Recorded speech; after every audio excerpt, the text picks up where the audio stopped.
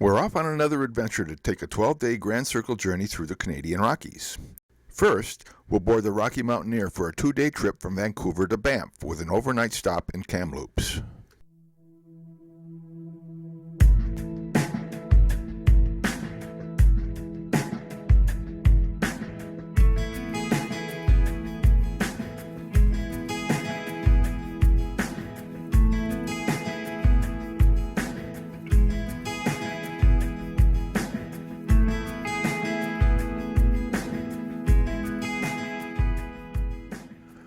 Aboard the RockyMountaineer, we'll be treated to the Gold Leaf service aboard their full-length double-deck dome car. The lower deck contains a large open-air vestibule, restroom facilities, and a first-class restaurant.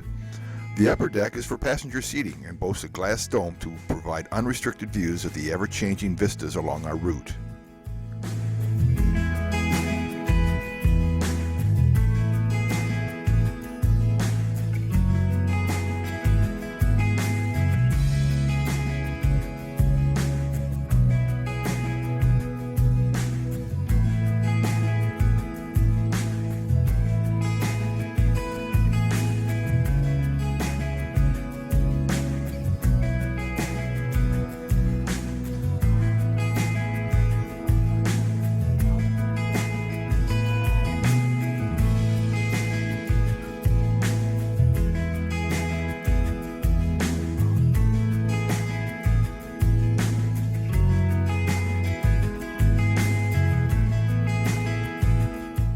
As we depart Vancouver, we'll cross the Fraser River on the Petula Railroad Bridge. This bridge is in the process of being replaced with a much higher one because it is too low to allow river traffic to pass under it. The center section raises and allows river traffic to pass, thus delaying either shipping or rail traffic.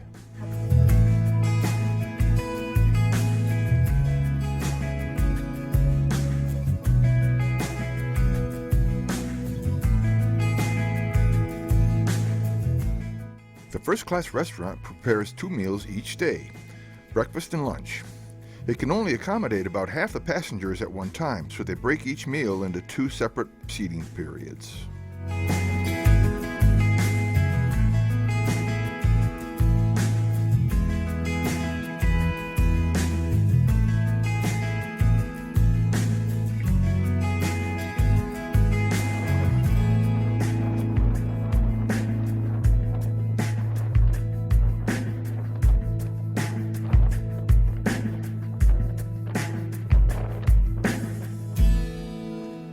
In addition to the open-air vestibule on the lower level, the dome seating area provides a 360-degree view.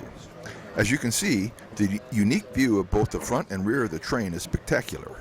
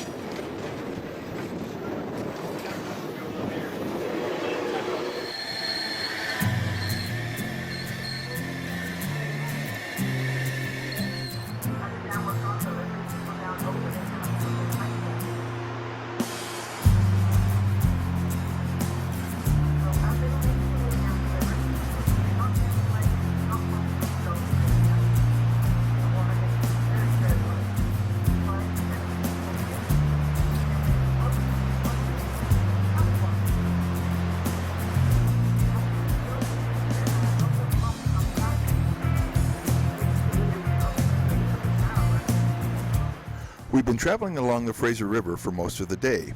The canyon along this particular section of the route is narrow and steep.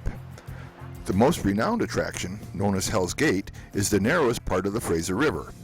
As much as 200 million gallons of water each minute surge through the 130-foot wide section of this canyon.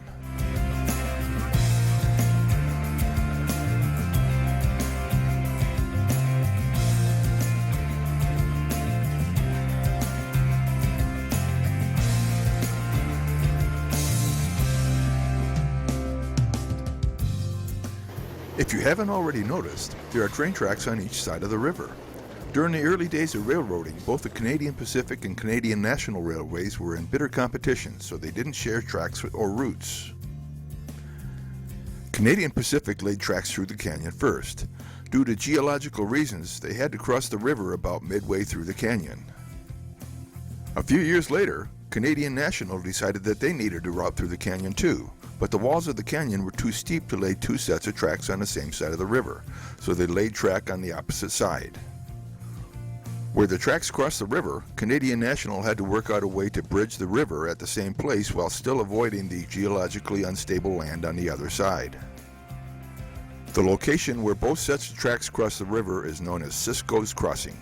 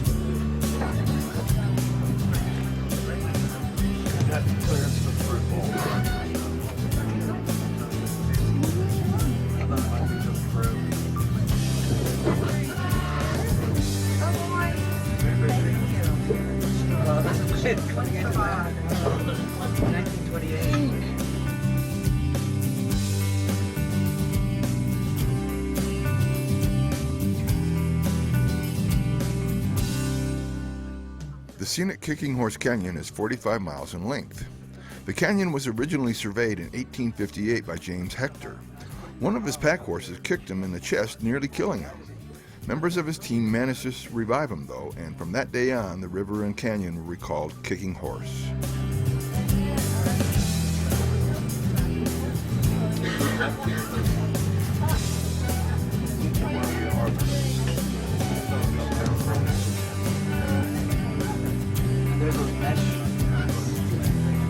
Oh yeah.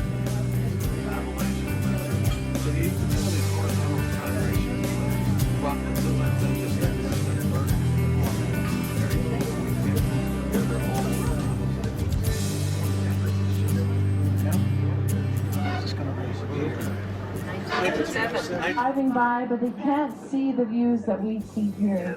It's just so beautiful. Now, right now, this river is full of meltwater from the snowpack, which is why it's raging. And it's kind of that creamy brown color. And once the snowpack is gone, then this river is actually quite cloudy as is. And it's quite blue in color. And the reason for this is that the rock flour, which is ground up under glaciers, comes into the water, and it actually is...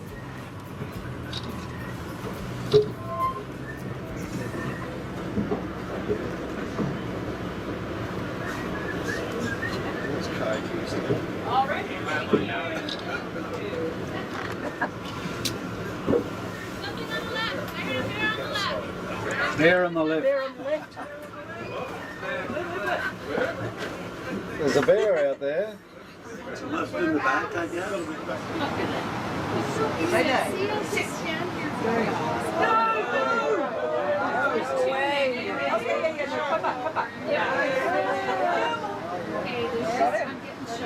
Oh, how exciting!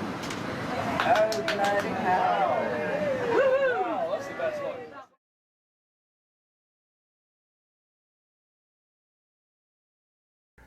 After a long day on the train, we arrived in Banff in the evening and checked into the Banff Rimrock Hotel for a 3-night stay. Well, we're headed up to Sulphur Mountain top and Banff, Alberta, Canada. Real smoky day today.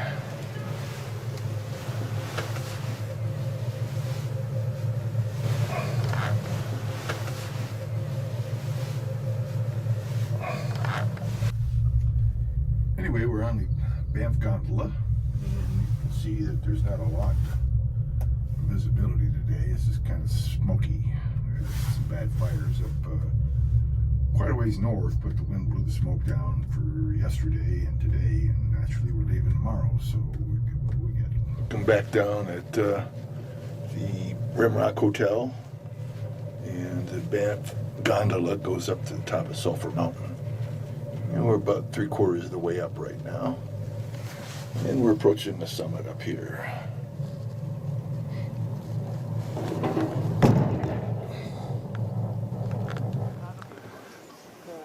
So we're looking at the boardwalk, or the walkway, up to Sulphur Mountain.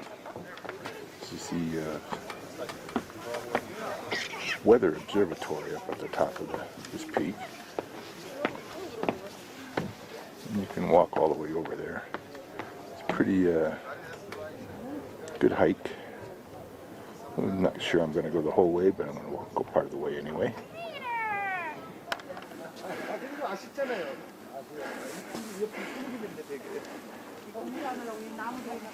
이거 어마어마한 분석이요. It was blowing right, wasn't it? Your heart rate is 280 or something. You stop.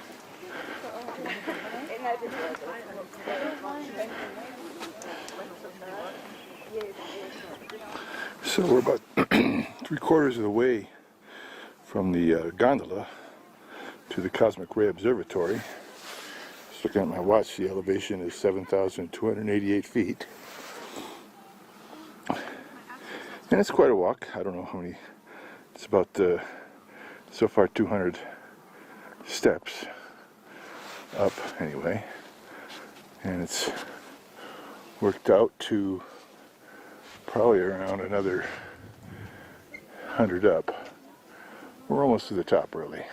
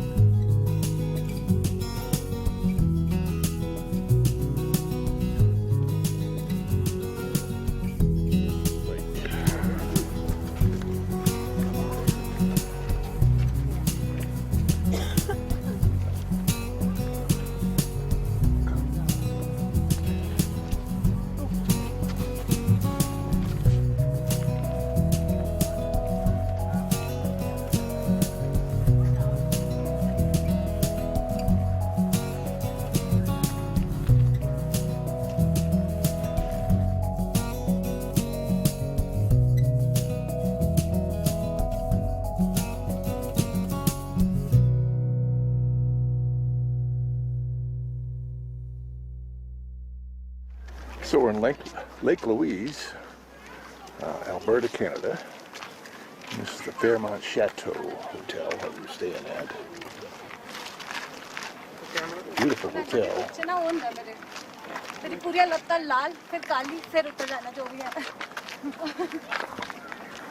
And this is Lake Louise. It's the 19th of May. There's still ice on the lake. It hasn't completely thawed off. Slush. They say until about the 15th of March, the sun is below the mountains at the highest point, so the lake never gets direct sunlight until after the 15th of March. So it's had about a month to start thawing.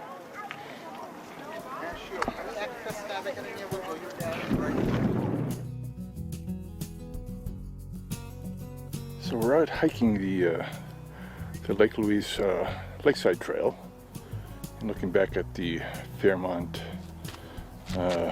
Chateau, and still ice on the lake. Beautiful though. Temperature is really comfortable. It's in the mid 60s, maybe lower 60s. Light breeze. And it's just a beautiful day. These people survived the bear attack, so I guess I can go over there too.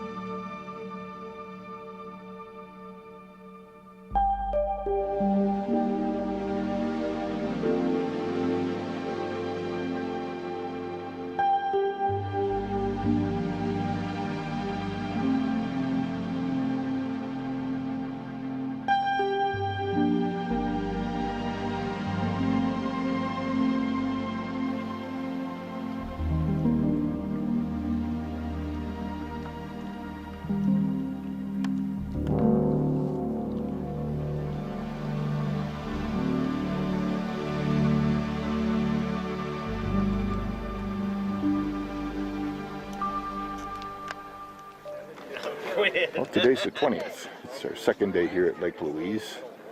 Yesterday the lake was almost completely frozen over. It was thin ice, but it was frozen anyway. Now it's pretty much all melted. There's a few patchy ice packs, but not much at all. Beautiful day. It's about 10:30 in the morning. Temperature feels like it's in the mid-50s. No wind. And just a perfect day.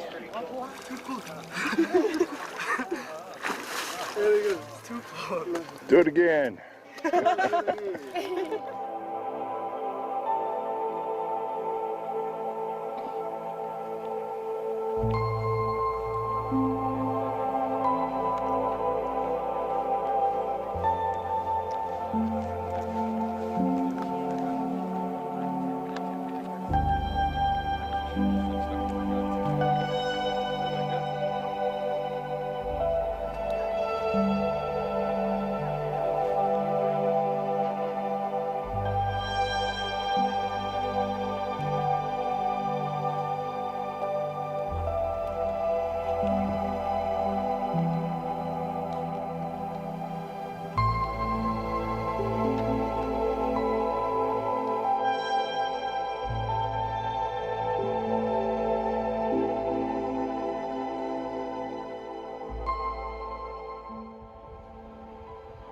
Patch of ice here.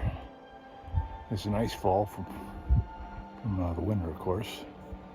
And about 3 or 4 days ago, one of these broke loose and slid down into the hotel.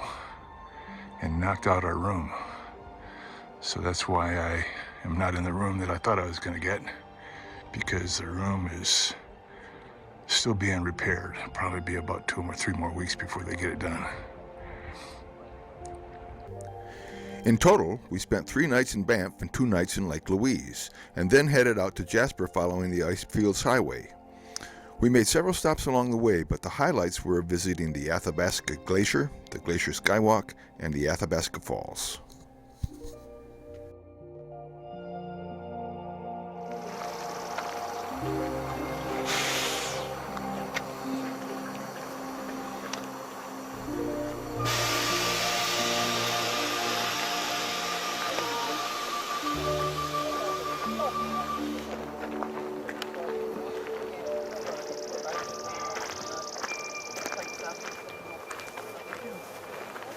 This is the Crowfoot Glacier.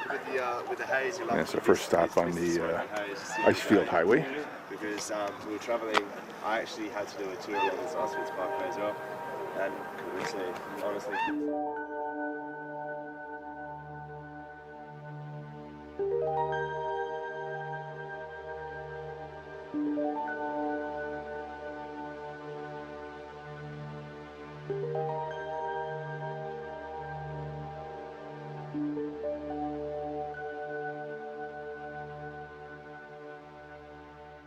Stop number 2 on the Icefield Highway. About a mile further south, that's still the Crowfoot Glacier up at the top in the distance, and this is Bow Lake here. Still frozen. Anyone would like to see?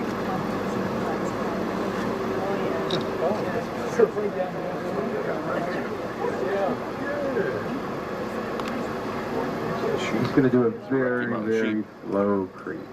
So hopefully if you were sitting, the trees blocking your view, hopefully that's going to change. Just brace yourself. Bless you.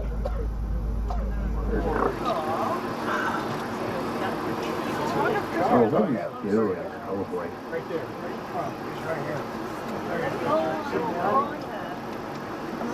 No, nothing wrong, right? Alright, we'll do a slow creep here. Can you get them? Yep, thank you. Leaping wall.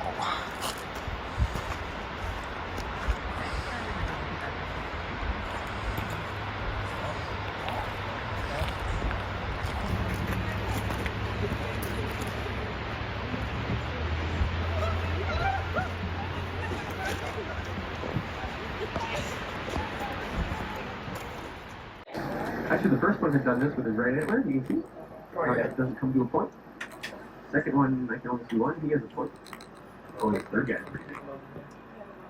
And also, even if it, before it digs in, it can drop lots of peripheral vision. So you can choose to do this with early. Oh, and it looks like this third fellow, yeah, it looks like he's done it on both ones. Yeah, he's done that for sure. Yeah, these would be very helpful with the games.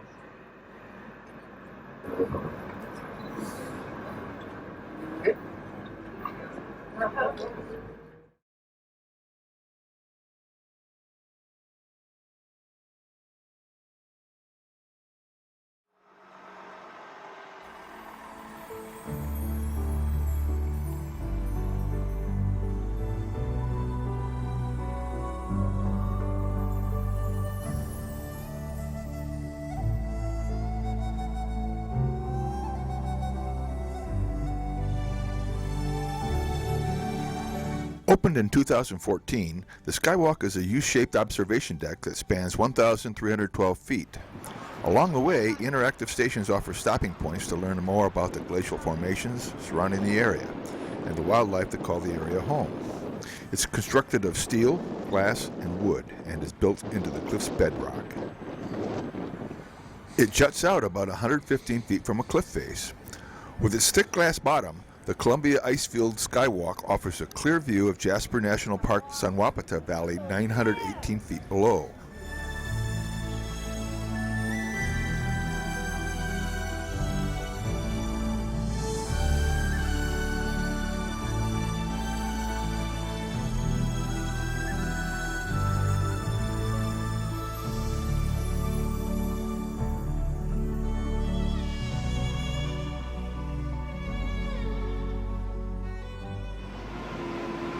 We rode out to the glacier in an all-terrain Ice Explorer, a massive vehicle specifically designed for glacier travel.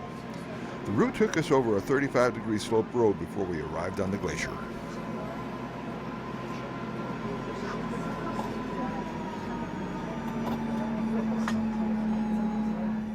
So, here we are, walking on the Athabasca Glacier, disembarking our all-terrain ice vehicle. Looks like we'll be taking a 30-minute trek.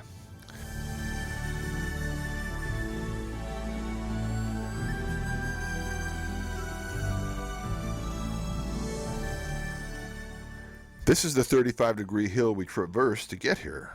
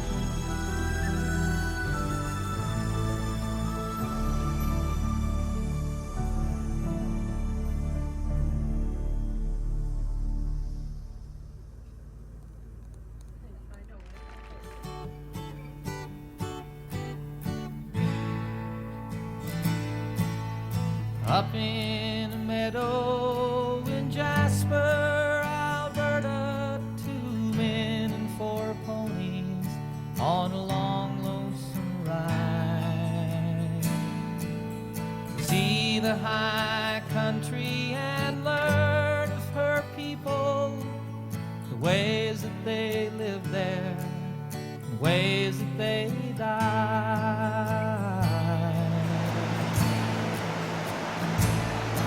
And one is a teacher, Athabasca Falls is a Class 5 waterfall with a total drop height of 79 feet and a width of 151 feet. A powerful, picturesque waterfall, Athabasca Falls is not known so much for its height as for its force, due to a large quantity of water falling through the gorge. It can be substantial even on a cold morning in the fall when the river tends to be at their lowest levels. how the life in the mountains is living in danger from too many people, too many machines. And the time is upon us, today is forever, tomorrow is just one of yesterday's dreams.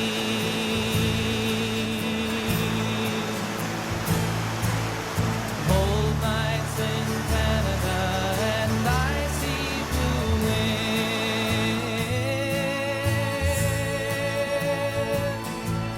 The man and the mountains are brothers again.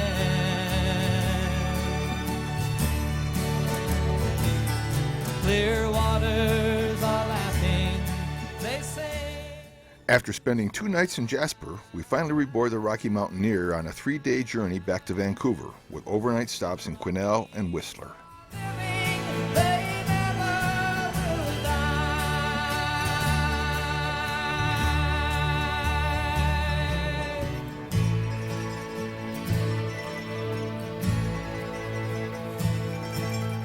Up in a meadow in Jasper, Alberta, 2 men and 4 ponies on a long, lonesome ride.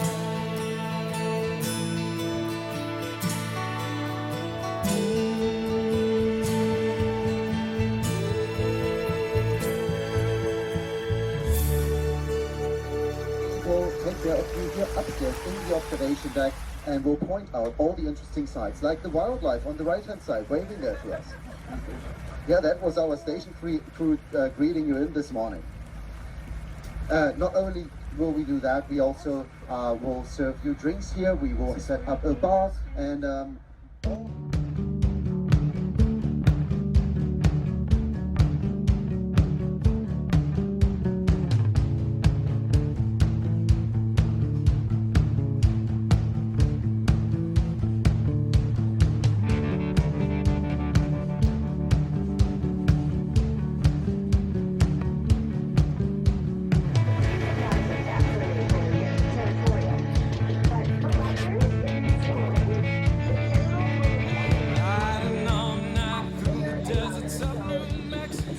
cars to get off the tracks like this.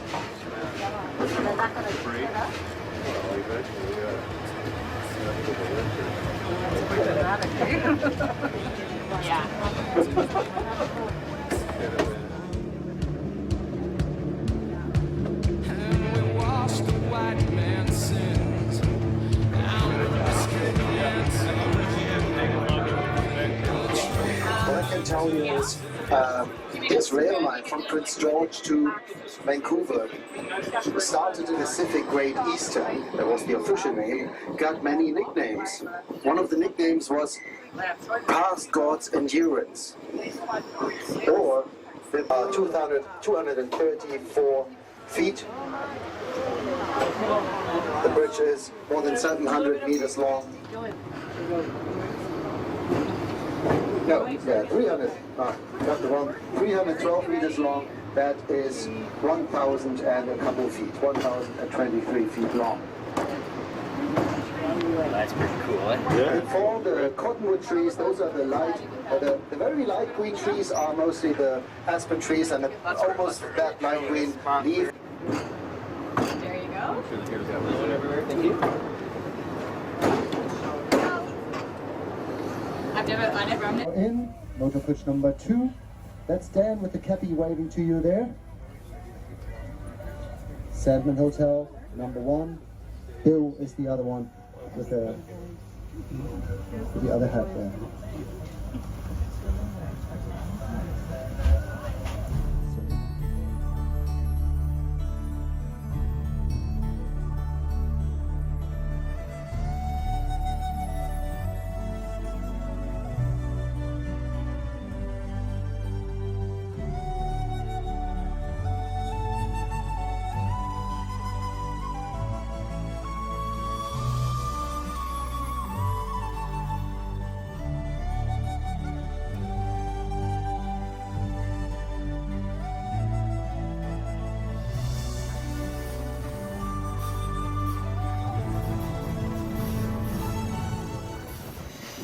Since leaving Quesnel, we've been traveling through the Caribou Plateau at an average elevation of more than 4,000 feet. For the next 100 miles, we descend over 3,000 feet down to the Fraser River Valley. Along the way, we'll be treated to spectacular views as the train weaves its way down the steep canyon sides.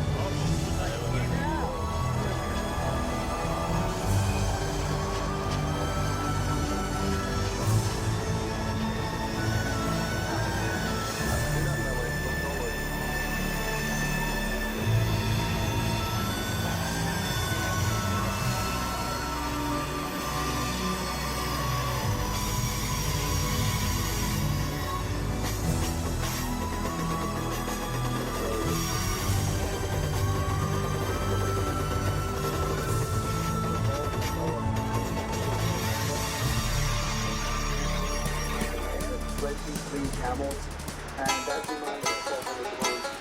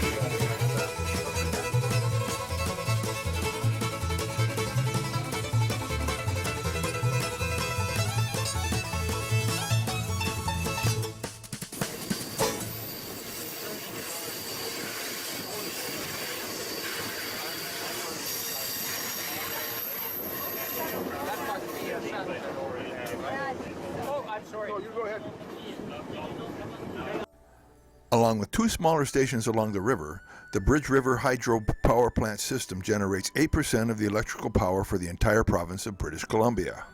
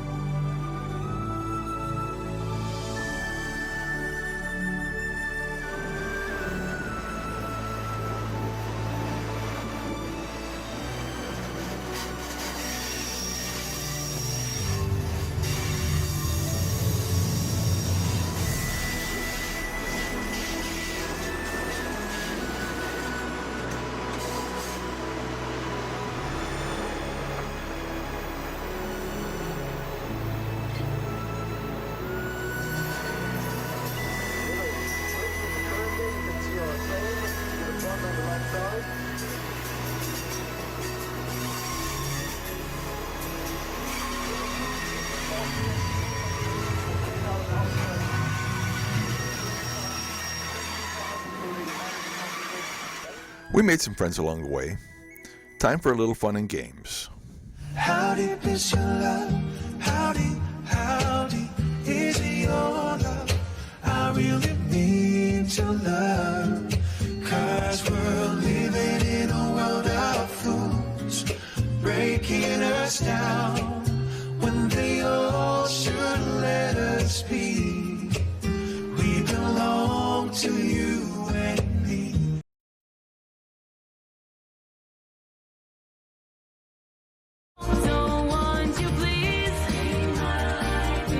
Be my little baby. Say you'll be my dog.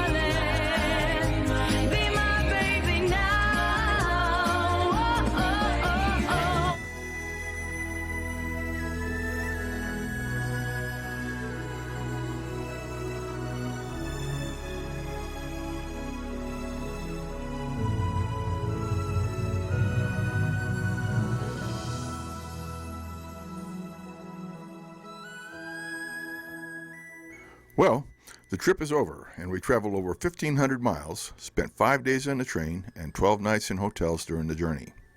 We absolutely loved it. After departing the Rocky Mountaineer in North Vancouver, I had a full free day before boarding the Majestic Princess for my 15-day Alaska cruise tour. I rented an e-bike and spent most of the day exploring Stanley Park.